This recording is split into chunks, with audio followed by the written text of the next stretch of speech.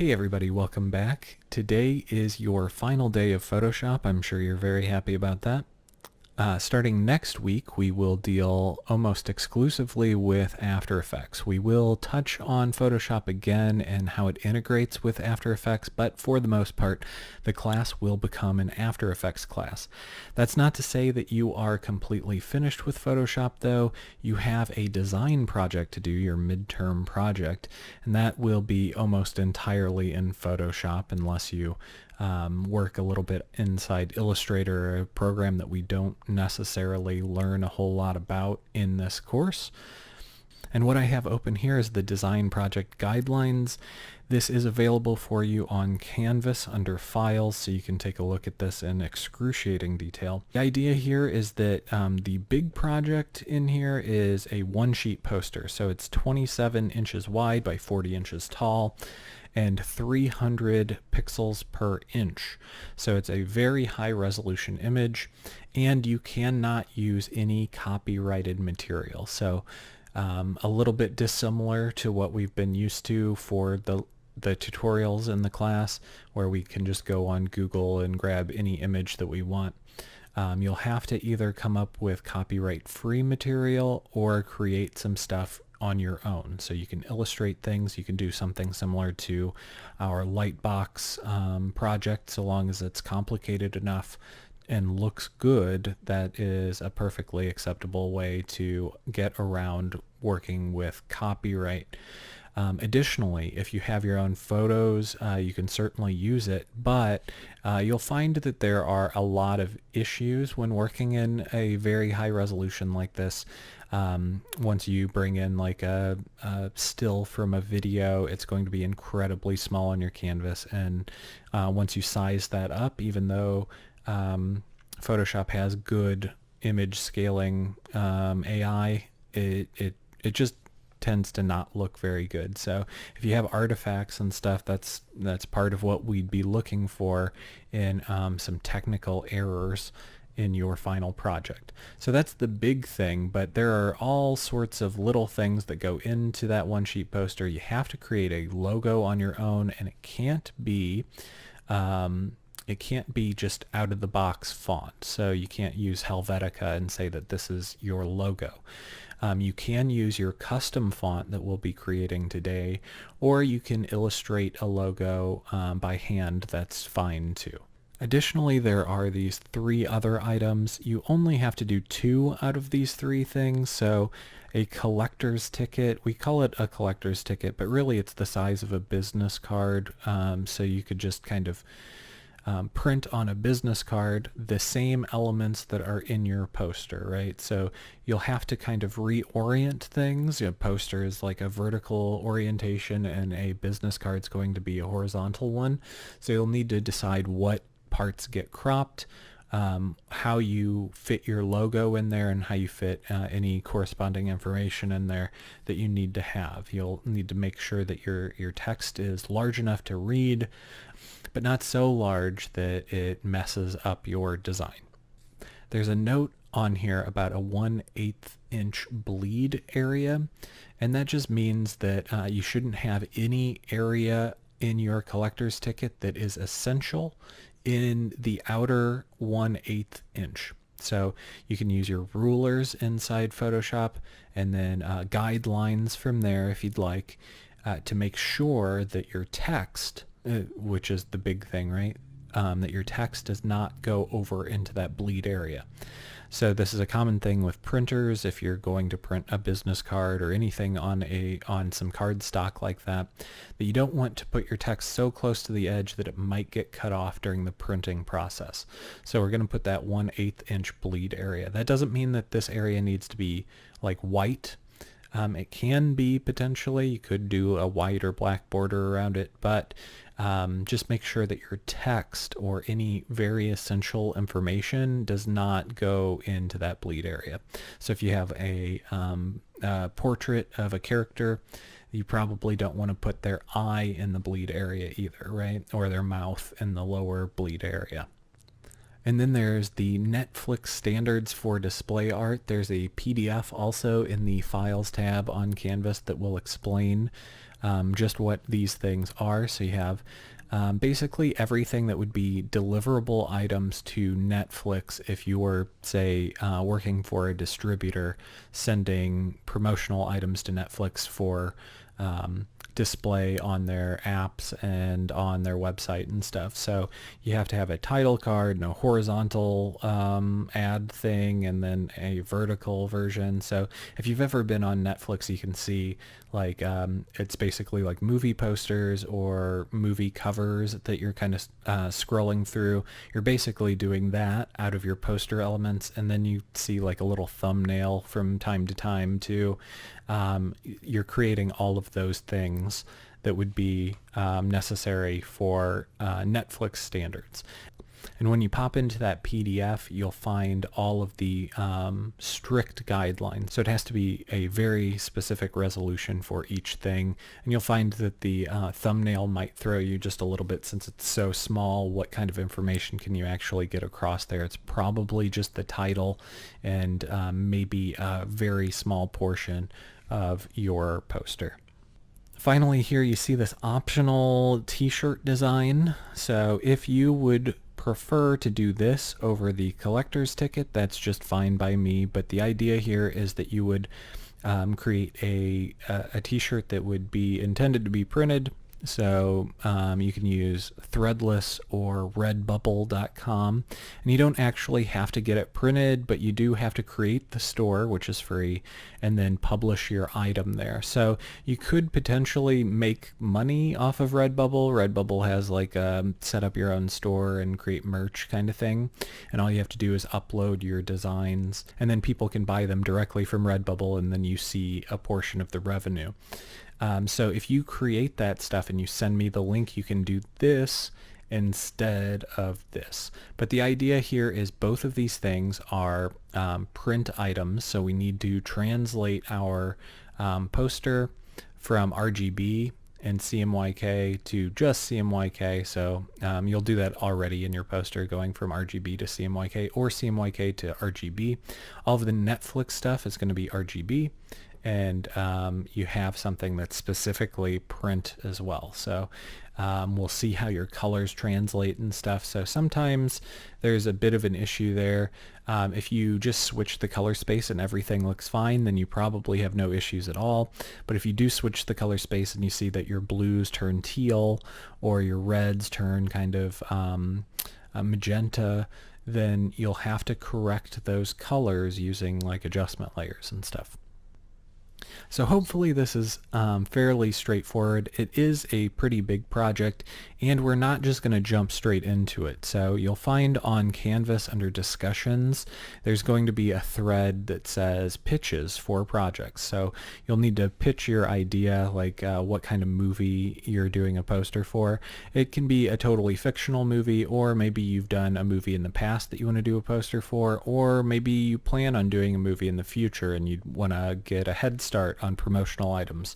Any of that stuff is totally fine. You just can't pick a movie that already exists or use copyrighted material. So you could potentially say Leonardo DiCaprio is in my movie, but you can't use a still of him unless you can find it without a copyright attached. So that's probably like Pixabay. Pixabay.com has a lot of royalty-free photographs and stuff. Even then though, even at 4K resolution or whatever kind of resolution they have, it's going to be pretty tough to incorporate that as your main art in the poster. All right, so if you do have questions on that, I totally believe that there might be a few. I will be available on Zoom, as I always am, to answer any of those things. You can always email me as well, and you might be able to reach me on Canvas too through discussions, but the better ways, email or Zoom, are good for me. All right, let's get into this tutorial. So I'm going to show you guys how to create your own fonts, maybe from scratch, or maybe you want to just alter an existing font. Now what I use myself is this program called Font Creator 11, which is really great, but not free.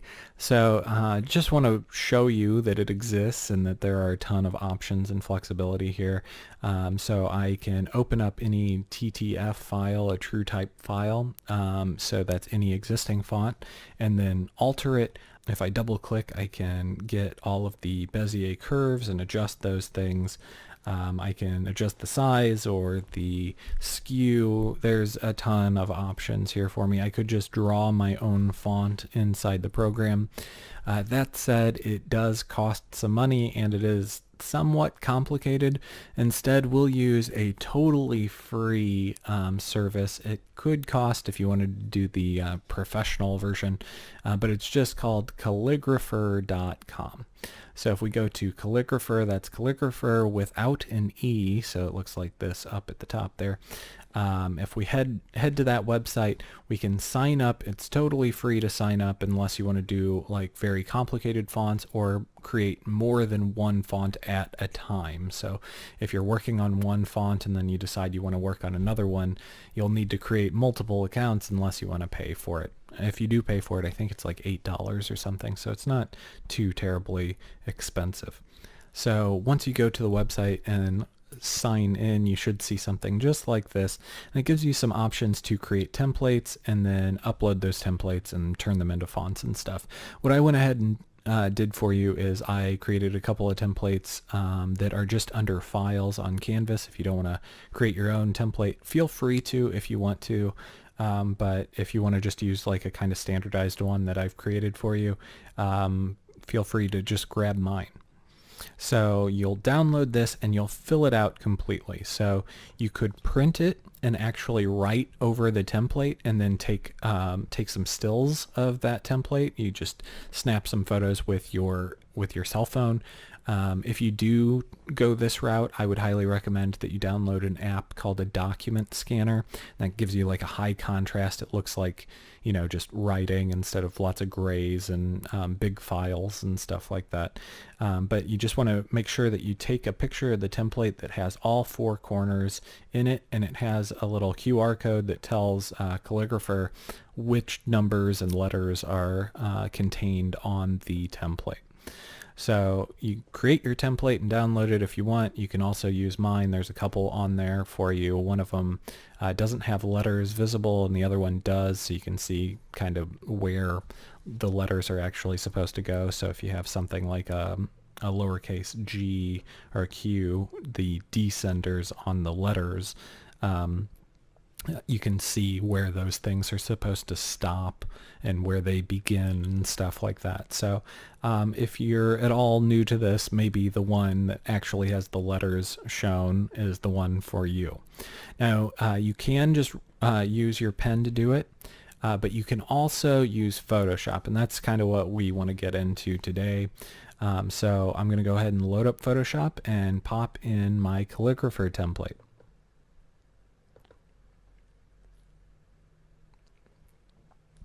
Alright, so I just went ahead and clicked File, Open, and then navigated to the PDF. And when I do that, I can open up the PDF pages as if they're images.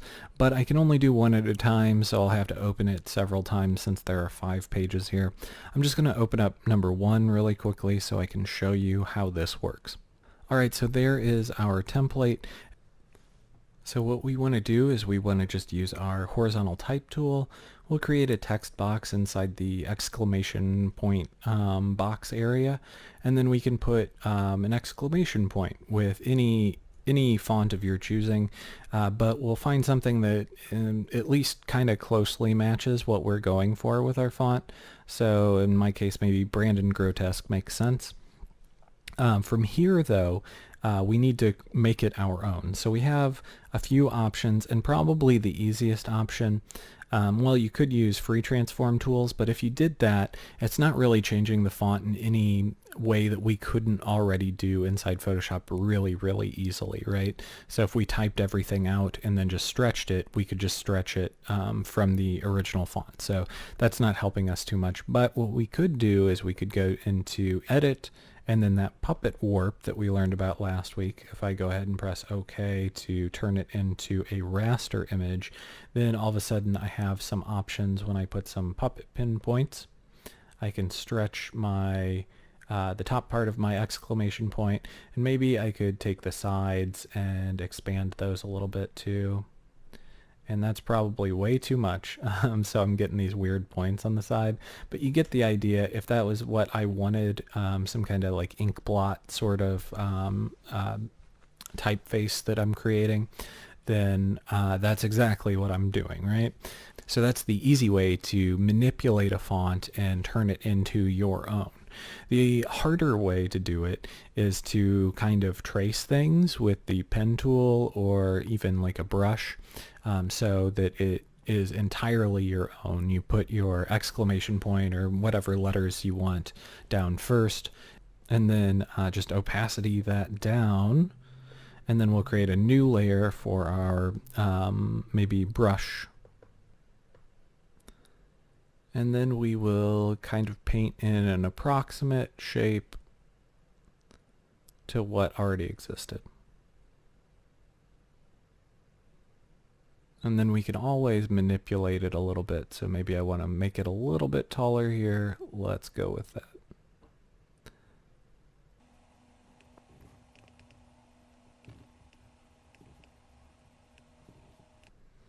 Now, if you do use a brush for this, it's absolutely going to look illustrated. It's just a matter of fact. If you use the brushes, it's going to make whatever you create with the brushes look illustrated. So if you want an illustrated looking font, that's the way to do it. If you want something that looks much more like Angular and like conventional, you'll want to use a pen. So if I just go ahead and delete that layer, and it's the same process, so we'll keep that opacity down here, and then we can use our pen tool to essentially trace the same thing that we have. We can make some adjustments along the way though. So if you're not familiar with the pen tool anymore, or like you just didn't use it from the point where I introduced it a very long time ago, all you have to do is click to create a point, click again to create your next point along the path, and then you can click and hold to create Bezier curves. So maybe we don't want that sharp angle in the middle there, so we'll kind of smooth that off a little bit.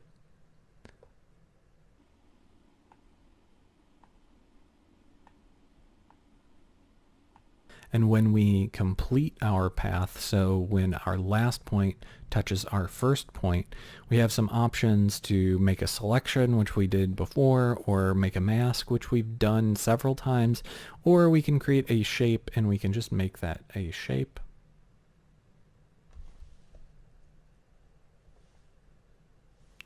Not at all sure what happened with this extra item here, but we can take care of that. If we just rasterize this layer, we can always just erase anything that pops up that's extra. Very weird that it did that, but we have solutions for these things. So those are your three options inside Photoshop. You can also maybe clean up the stuff that you do, like illustrating by hand, which is always an option for you. So you could potentially do this entire project outside of Photoshop. So you print the templates and you draw all the lettering, and then you upload it to Calligrapher. So let me show you what happens inside Calligrapher, because it's probably going to give you a little bit of trouble, especially if you do the analog way, the way outside of Photoshop. So I've created my template already. I want to upload it. So if I go into my fonts now, I have the option to upload template. So right along the top there, it says upload template. I will select a file, and then I'm just going to grab a template that I've already filled out here. So in my case, I just did numbers and all caps. In your case, you must do caps and lowercase and numbers. That's it. You don't have to do any kind of special characters or anything like that. I think there are a few in the original template, and if you just leave that blank, it's going to do the same thing as if you download a template without those things on it. All right, so we take a look at our letters and see how well it did. It looks okay, but maybe there's a couple of issues that we could clean up. So let me look at this number 1 real quick. So it doesn't look exactly right. So I'm going to go ahead and start by adding characters to my font. And they're all in there. But if I click on the number 1 now, I have some options to clean things up. Now, if you do it the analog way, you might have little dots from your scan or from your camera, and you definitely need to clean that stuff up, or you're going to have issues with like letter spacing because it's going to think that there's a piece of 1 in this top corner. So then every time you put a 1, it's going to have an extra space there. But for me, all I need to do is like kind of fix up this this jagged edge, and we can do that just by clicking Edit Character and using the brushes. Now these are incredibly rudimentary. Don't think that you're getting anything close to Photoshop level, but they get the job done if you need to clean things up after they come into Calligrapher. There is also an eraser. You click the little trash can icon there, and you still use the same kind of brush, and you can erase parts of your image as well. Control Z won't do you any good here because we're in the web browser, so you actually have to click the undo button if you need that. There are different shapes here for different applications. Totally up to you what you use.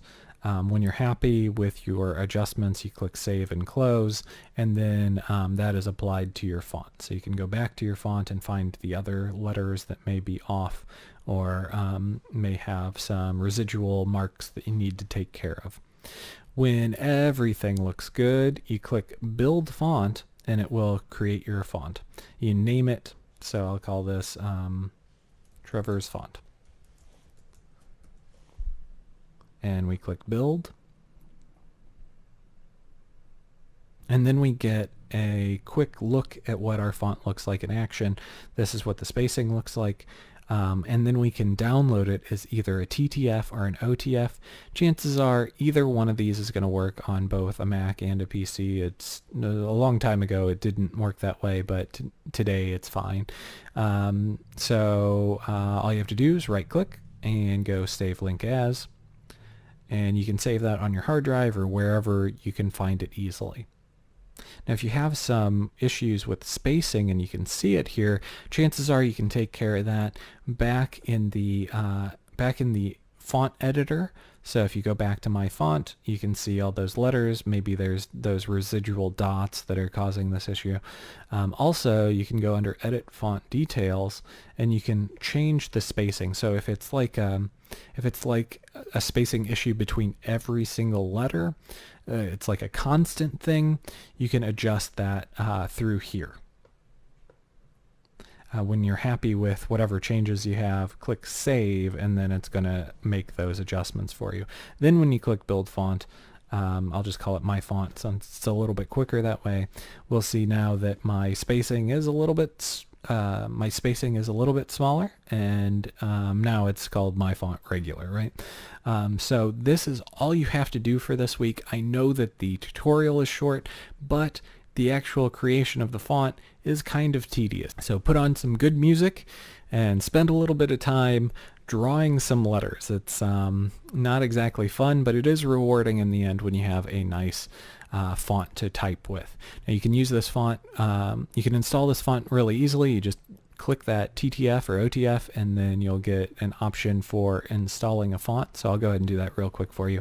If I click Build Font, and it's called my font, sure, looks good. I'm going to go ahead and just click myfontregular.ttf. It's going to download.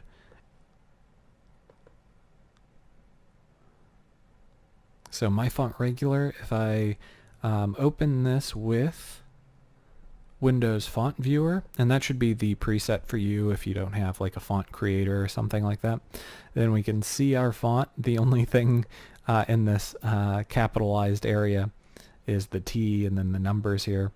All I have to do from here is click install, and then it will be installed on my computer. I can use it now in Photoshop. I can use it in Word.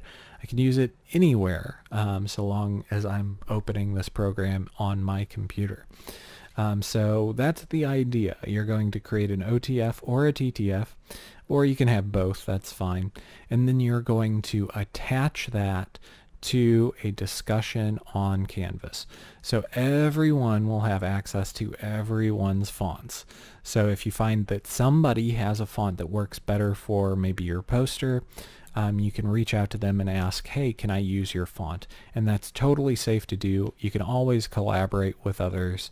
You just can't use copyrighted material or fonts out of the box, right? So this is your opportunity to find something that may work for maybe a logo or some text on your poster or Netflix art. So that's it for this week. I hope you come up with some good ideas for your design project, and I'll be monitoring how you do with that on Canvas. Reach out to me if you have any questions, and as always, I will be available on Zoom.